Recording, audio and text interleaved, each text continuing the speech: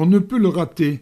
Le grand tramway appelé Electro 1 circule sur la côte du Douro ainsi qu'au centre-ville de Porto. Une véritable pièce de musée. Avec 232 000 habitants et environ 1 200 000 pour le Grand Porto, la ville est la deuxième agglomération du Portugal après Lisbonne. Porto est connu pour la commercialisation des vins de Porto, et ce grâce à deux situations exceptionnelles.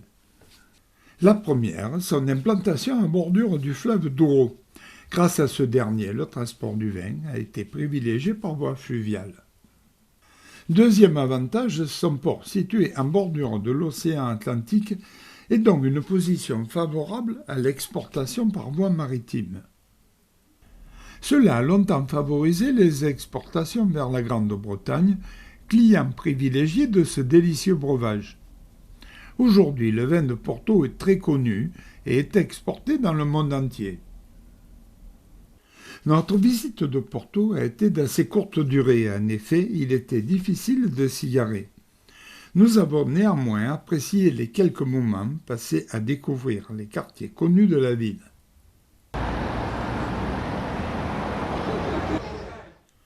Lors d'une visite de Porto, il est impossible de ne pas remarquer ces magnifiques façades recouvertes de faïence, une spécificité typiquement portugaise.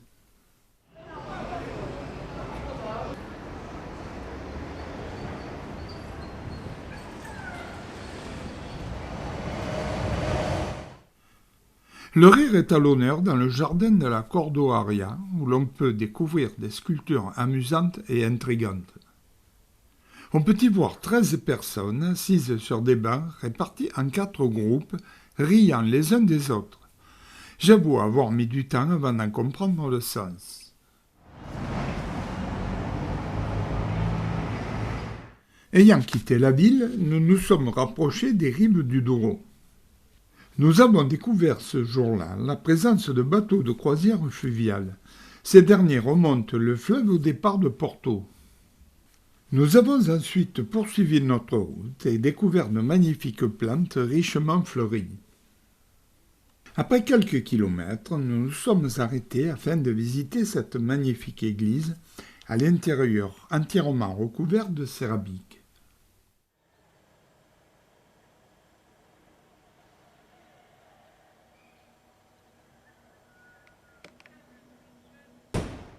Nous voici arrivés à Amarante, petite ville à l'intérieur de laquelle on trouve de nombreuses demeures du XVIIe siècle. Nous découvrons ces magnifiques faïences avant d'arriver aux abords de l'église São Gonçalo. Fondée par le roi João III en 1540, on y aperçoit une combinaison de différents styles architecturaux. 2 étages sont de style Renaissance et un étage de style baroque. On peut y voir 4 statues. Il s'agit des 4 rois vivant durant la construction, laquelle dura 80 ans.